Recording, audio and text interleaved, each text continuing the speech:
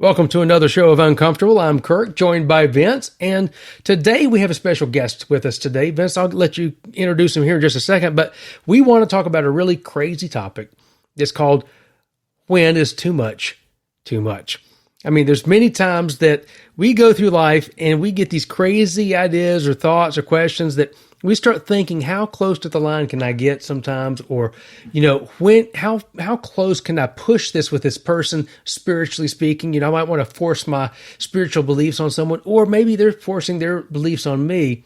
But before we dig into this topic and decide how much really is too much, Vince, please introduce us to Chad, our guest today.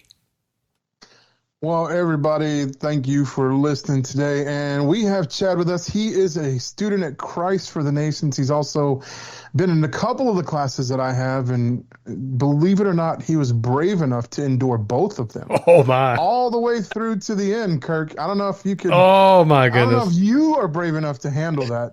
I think I could handle it. I don't know, man. His classes are extremely tough.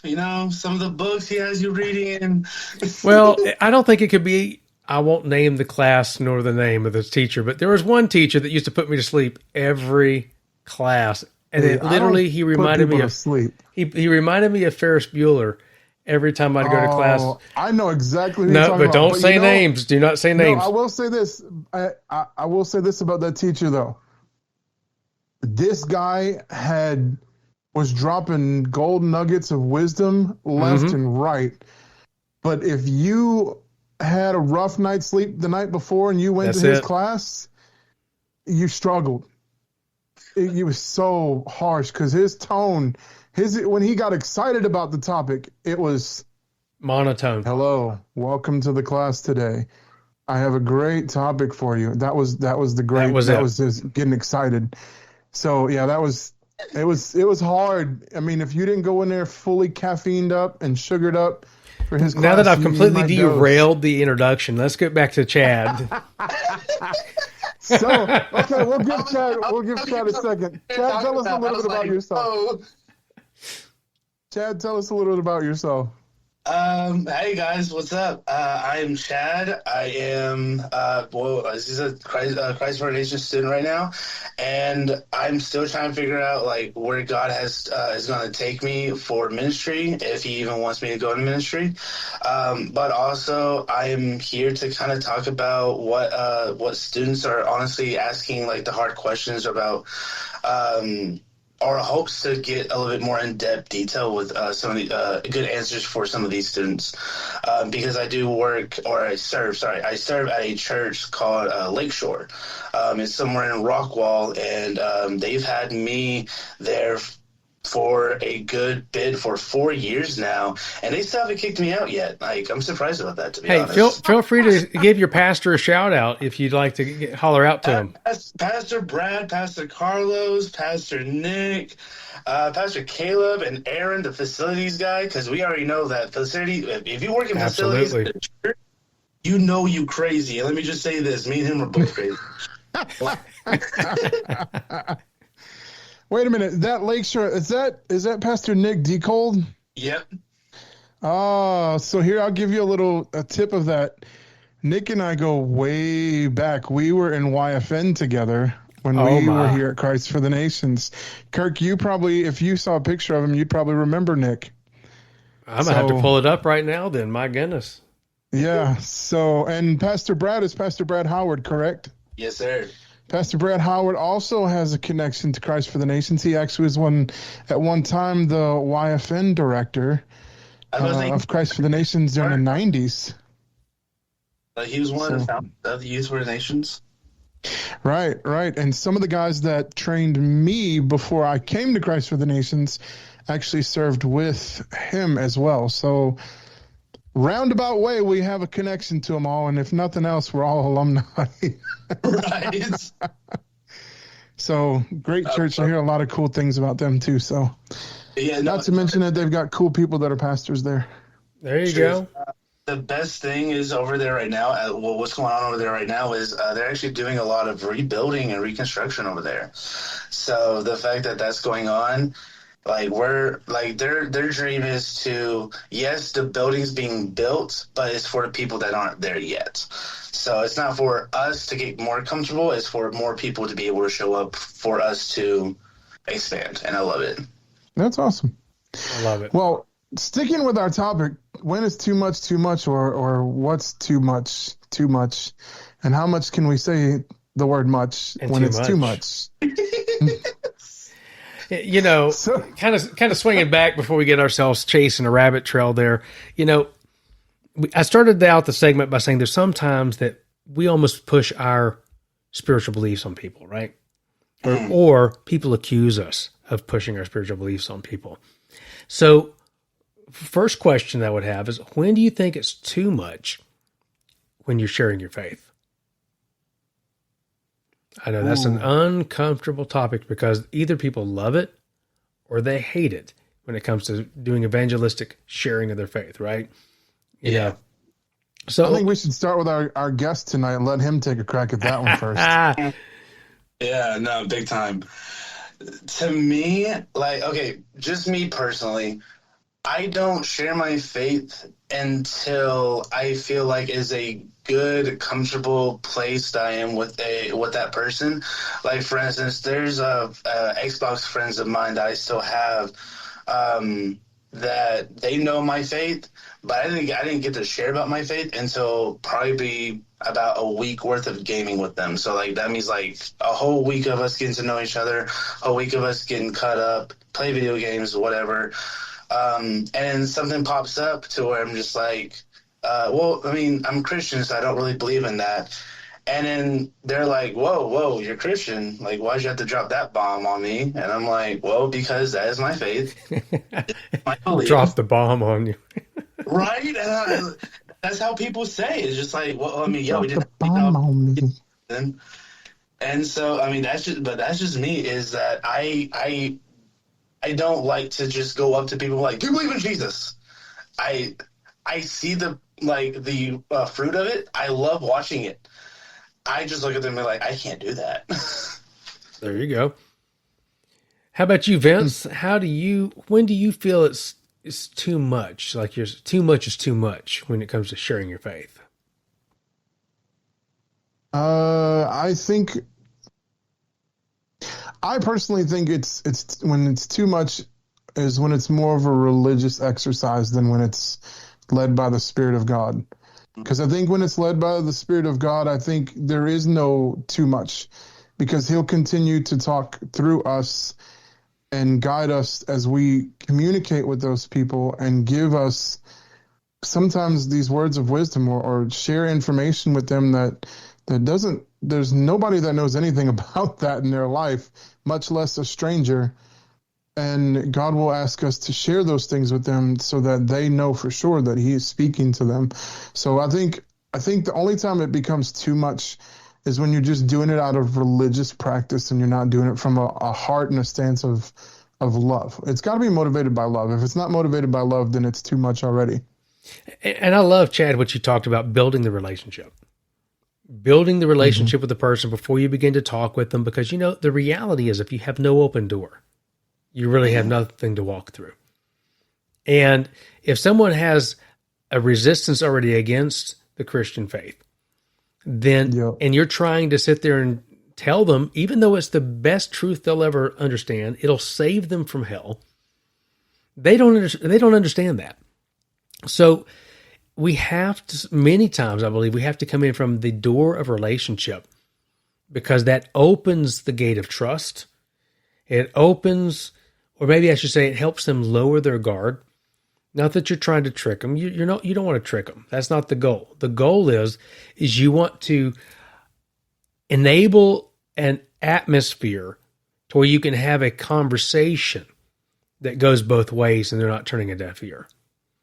Exactly. One of my friends actually on Xbox, won't drop any names like that. He's known me for since he was in 8th grade, and now he's graduated from high school. And and yet me and him still have confrontational battles between Christianity and stuff like that. But yet we still game out because we're just like, yo, like I'm still gonna show them. I'm still gonna show you love, whether you like believe what I believe in or not, because that's what Christ would do. He doesn't. He wouldn't just give up on you or whatever. There And you so go. He walked with me through addictions. I walked with him through his addictions, and yet we both are like still like he still is an unbeliever right now. At the same time, he still sees like, hey, there is there are people that are Christians that don't actually walk out. So I think that's really big, and especially in today's society. I love that. And I think coming at it from the point of relationship, regardless of how they respond, is critical. I remember a time when I was very young. Dude, I was in elementary, and sometimes elementary kids are the most bold thing on the planet, right? And I wish that I was as bold now as I was then. But I mean, I was like, dude, let me tell you about Jesus, man. I mean, I was friends with this kid. And he's like, dude, I don't want to know nothing about him. I'm an atheist. My dad's an atheist. I want to be an atheist. And I said, okay. And he goes, are we still friends? I said, well, absolutely. What? I mean, why would I not be your friend just because? I mean, I'm not going to follow what you do, but yes, we can hang out and play on the playground. So the reality is, it doesn't mean that we're going to sit in the seat of the scoffer and the mocker, like we're warned about in the word, but we will associate with them like Jesus did at the table, not participating in their activities, but being within the same arena to where we can influence them in a positive way. Yeah. I think that goes back to the love motivation though, or it goes back to the motivation of the heart. There you go. Chad, you didn't leave your friend because it was motivated from a place of a genuine love that comes from Christ for his soul, for this friend of yours. And even though you guys may have these knockdown dragouts and you guys have walked through stuff, he sees that you've walked things out. He sees that you still walk with Christ.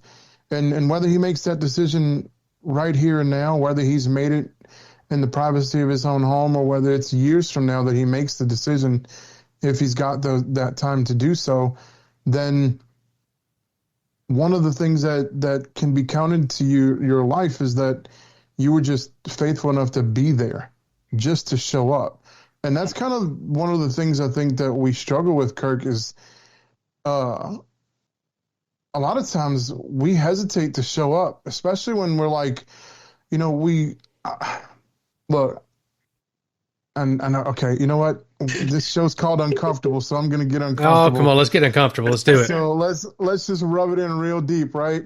I think we use the term unequally yoked as a cop-out a lot of times. Oh, come on. To avoid getting out there and actually doing what Christ did with the world. I think, look, first of all, we need to have a full understanding of what it means to be unequally yoked.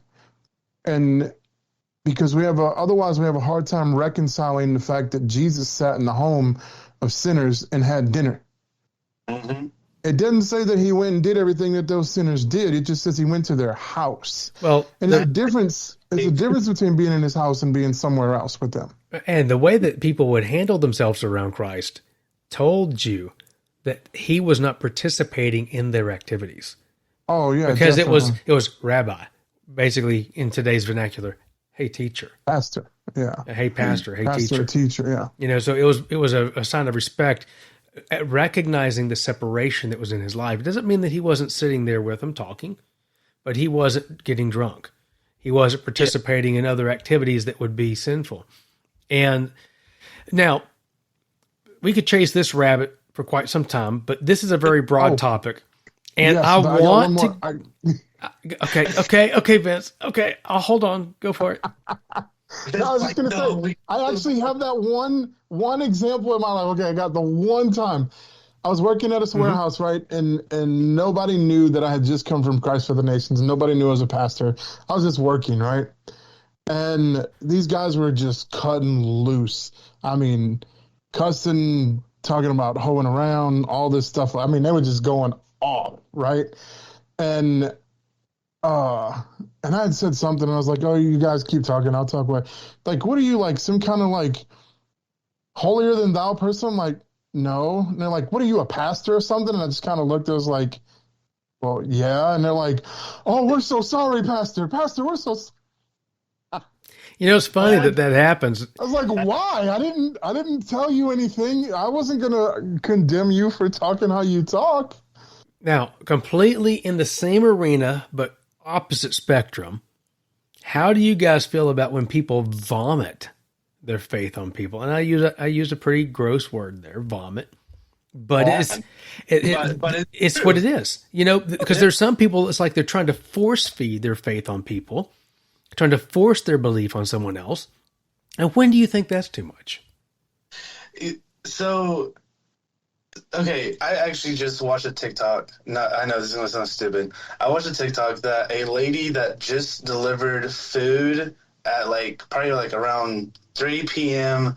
To a house, then shows back up to the same house at 1 a.m., knocking on their door and saying, hey, do you believe in Jesus Christ? What?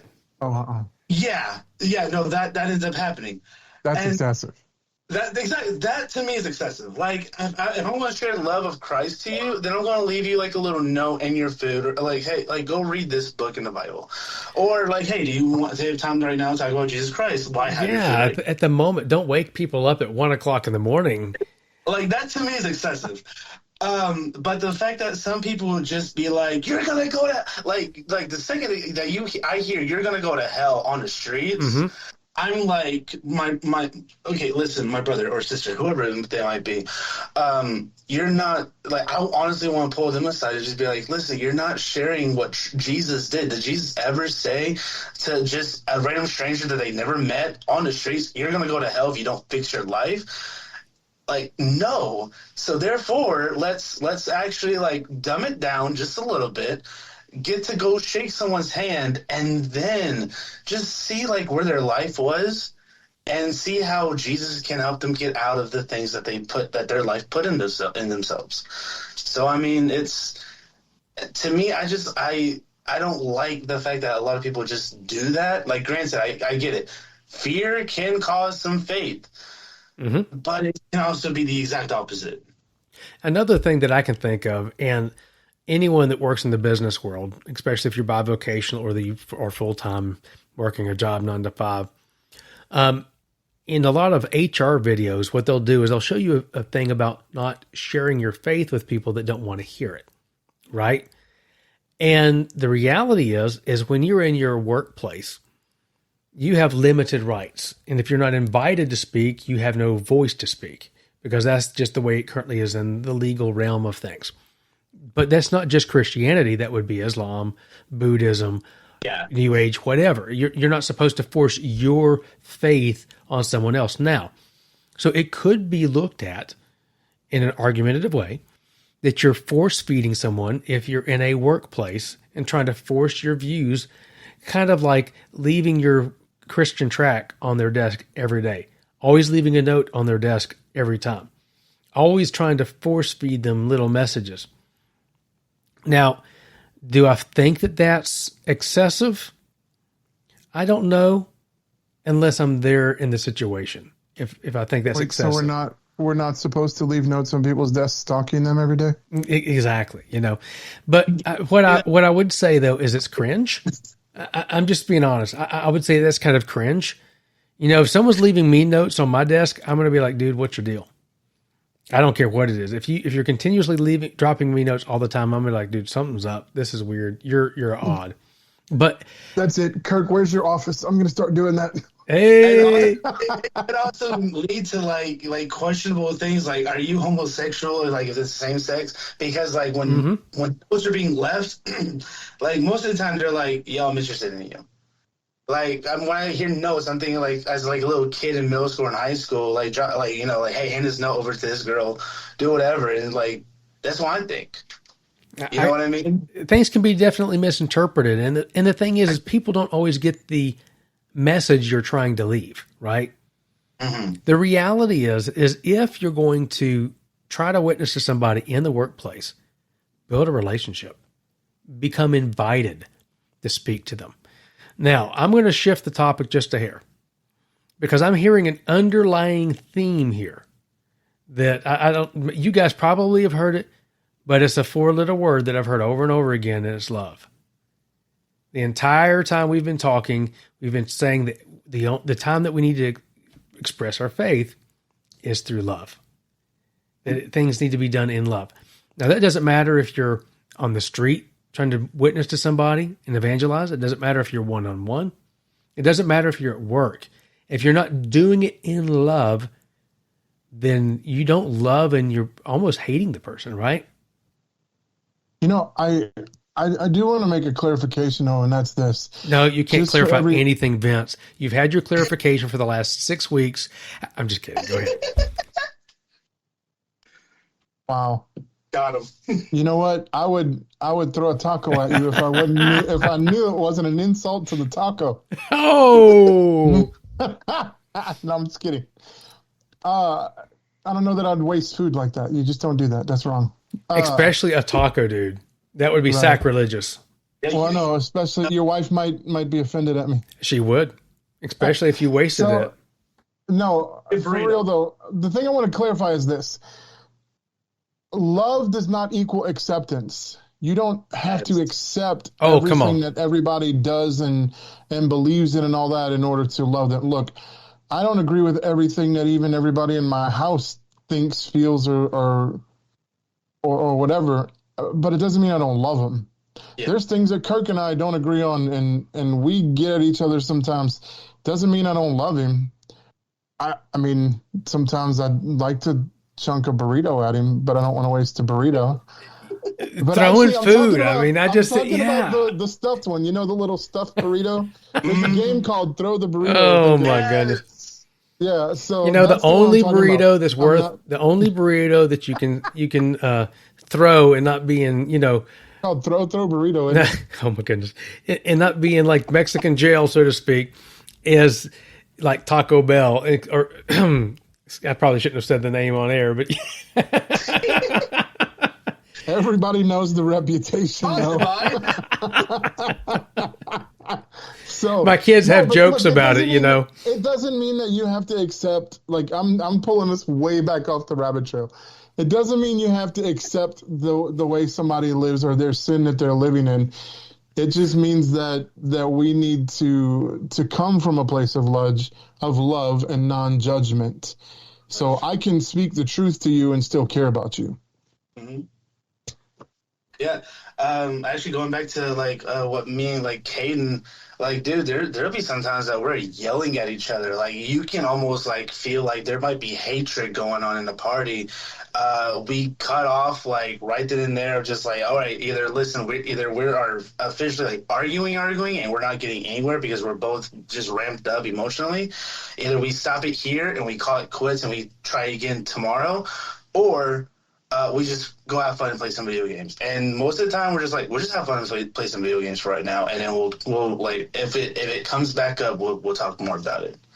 So I mean, the fact that we both can come to agreement like on that kind of stuff, because again, like his family's been he's been hurt by his family versus what the church has already done too. Now, I'm going to say something that's very uncomfortable to most people who love politics.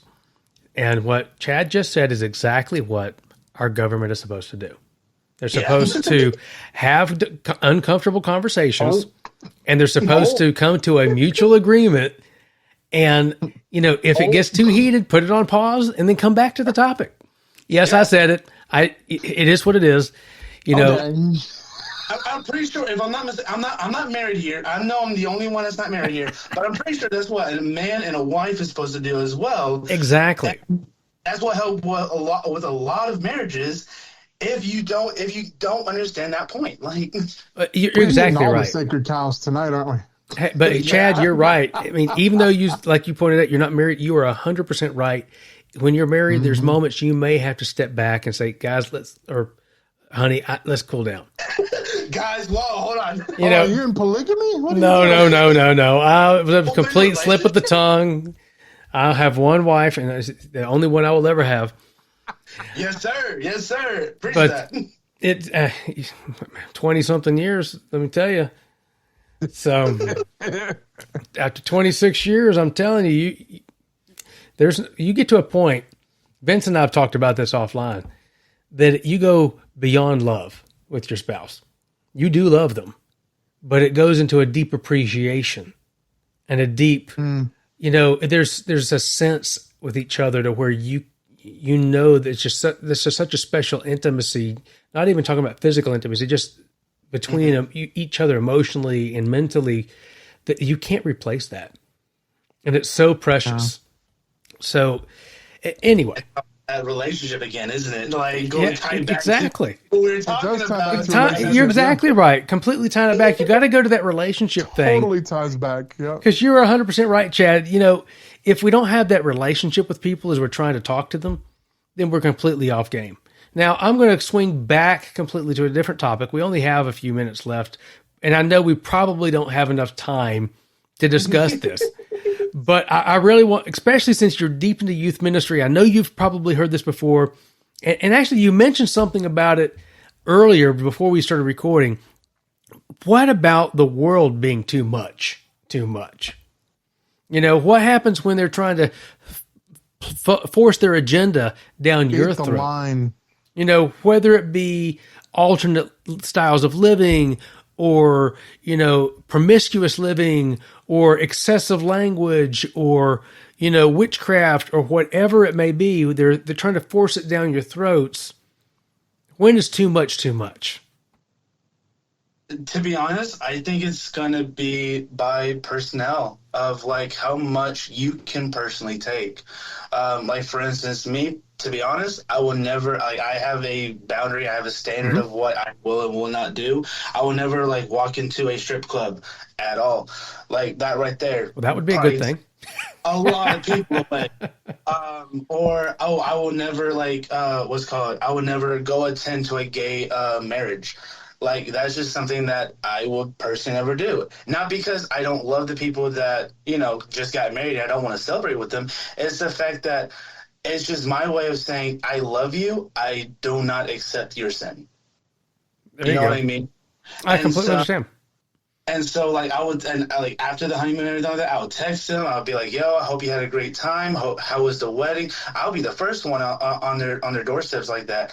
But at the same time, I do not want them to believe or hope that I am acceptance of what they are doing. I just want them to be hope or have that hope of them accepting that I love them for who they are and where they are. Oh, there you go. No, I've walked that out. I've literally walked that out with a family member, and it was one of the hardest things that I made a decision to do because I love them so much. Mm-hmm. And they're so important to me, and I know it got taken a different way than what it was meant. But I mean, their person that they're with, I absolutely think they're an amazing person. I when I got to actually meet them for the first time at Thanksgiving this last year, by the time the weekend was over, I was like, oh my gosh, you're one of the coolest people. So, you know what I mean? I love them to death, like their family. But it doesn't mean I accept their lifestyle, what they're doing. There you go. There's a difference between loving the person the two and accepting the sin. There's and that's a lie that the world is starting to preach today, is that you have to accept to love, and that's not true. Love doesn't equal acceptance. I can love my child and not accept them putting their hand in the fire. Yeah. Them putting their hand in the fire is going to burn them, and I'm not going to accept them doing that. But me smacking their hand away to protect their hand from, imminent danger there is not me hating them. It's me loving my child. So in the same way, I am not going to promote something that I believe is going to bring spiritual death to someone. But I will, like you said, Chad, I will absolutely love, and Vince, is you as well, I'll absolutely love people. My uncle's a perfect example. For many, many years, he was in an alternate lifestyle before he found Christ again. And he completely turned his life over to Christ and completely left that lifestyle. We loved him in spite of where he was. We didn't accept his lifestyle, but we loved him. We still went to his house. We had dinner with him. He came to our family events. and we had to love through even the hard moments.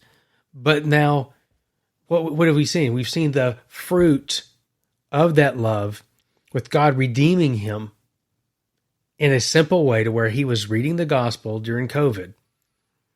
And as he read it, God convicted his heart and completely transformed his life. And Vince, you've met him on a couple of the men's Bible studies, completely transformed man, loves the Lord with the passion. And, so we can't give up on people because of their lifestyle. We have to pray for them. We have to love them. And we've got to be a part of what's going on around us, not participating in the sin, but loving on those people who are around us. Hey, before we cut out, I got one more too much is too much, right? Well, come on. I want to know what's too much is too much. I want to throw this one back at Chad, too, is this. How often is it that you hear from your kids of what can I get away with watching or Oh, we've never heard that one before. Without crossing over into sin? I mean, listen, to be honest, me and one of my students actually just had a conversation about this yesterday, too. Me and him were watching, me and him were talking all about anime. And let me just say this dude knows his anime like he knows his Bible, and he knows the Bible very well inside and out. Like he was telling me stories about this, that, and the third, and I've seen all these animes, but this dude's already watched all these animes within like 3 months.